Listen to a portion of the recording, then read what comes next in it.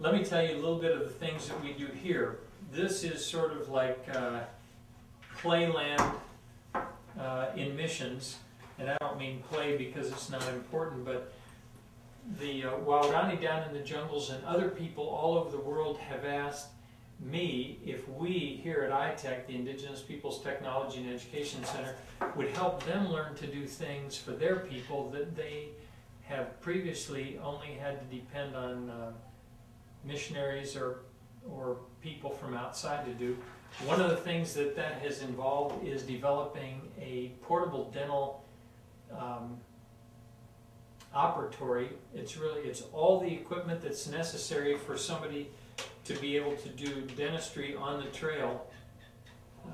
This happens to be the manual. I haven't got a whole lot of pictures in here, but maybe I can get Mark, who's making this video, to take a picture of the dental operatory in the other room there.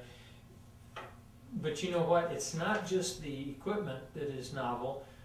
The Waorani asked me if I would teach them to do dentistry, or as they call it, the baga bia. The baga is tooth and bia is thing, so they call dentistry the tooth thing, because they said if we can go and if we can take care of our people's hurts, then they'll see us well. And they said when the foreigners come and take care of the people's hurting teeth, all the foreigners can do is fix their teeth. But they said, but when you, meaning me, when you show us how to do the tooth thing and we fix our people's teeth, then we can teach them how God can fix their hearts so they can live forever.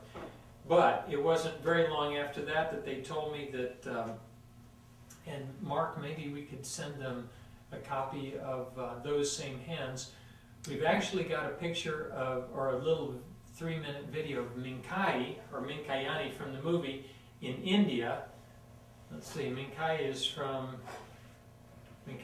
right down here in Ecuador and South America, and we went over to India, to Hyderabad, India, almost exactly halfway around the world.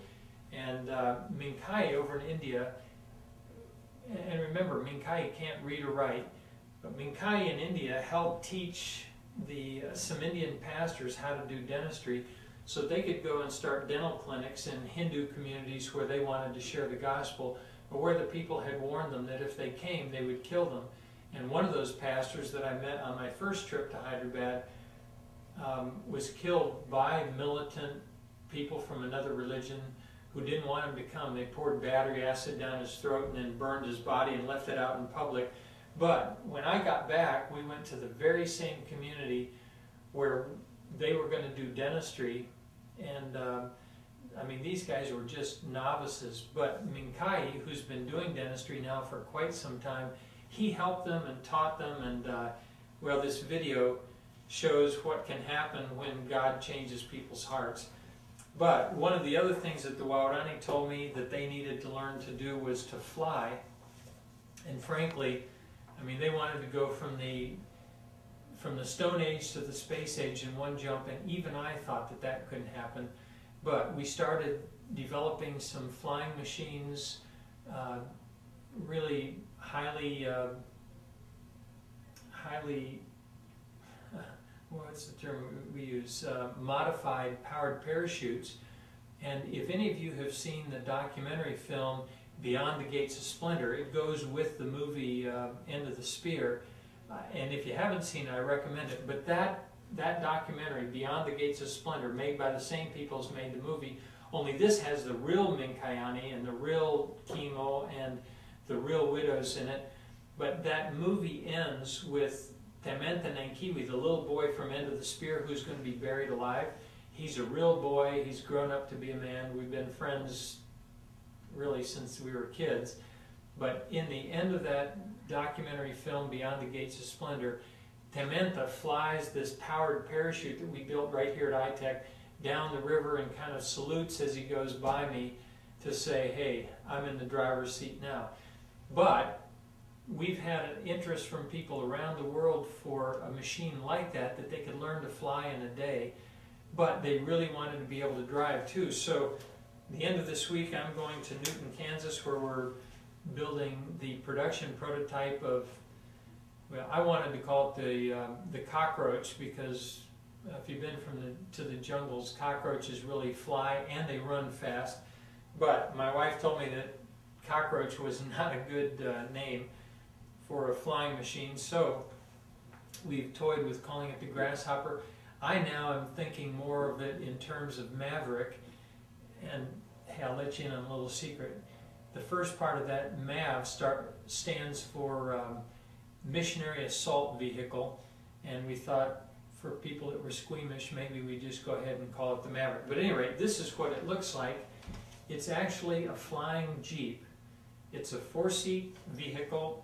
The pilot driver sits in the front, 3 passengers or a stretcher patient and a caregiver in the back.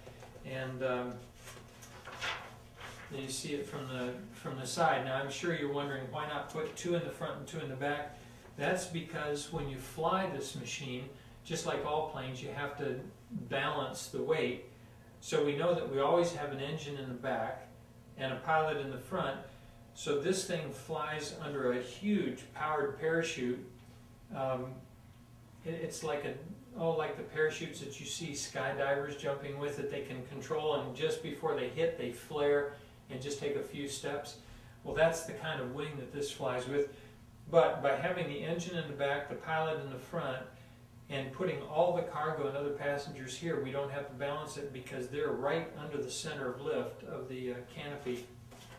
Now, one of the things that makes this really novel is that in the back of the machine, it has one engine that on the ground drives a transaxle, but when it's in the air, you shift it like some vehicles that you've seen that shift into 4-wheel drive. Well, this one shifts from driving the wheels to driving a propeller, and then it can fly.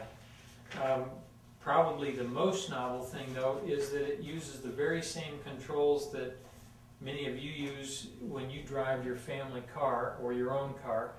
It has an accelerator and a brake and a steering wheel that you use on the ground, but when you take off, you use those same controls, except that the brake doesn't work. And when you're in the air and you push on the accelerator, it climbs, and when you let off the accelerator, it descends. So for takeoff, you just get it lined up down the road or the soccer field or whatever. It'll take off in about, someplace between 35 and 70 feet, depending on how heavy it is.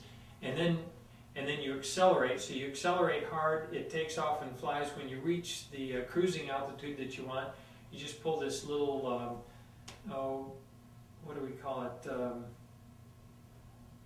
cruise control that's on the machine so that you can maintain altitude, and you steer with the steering wheel.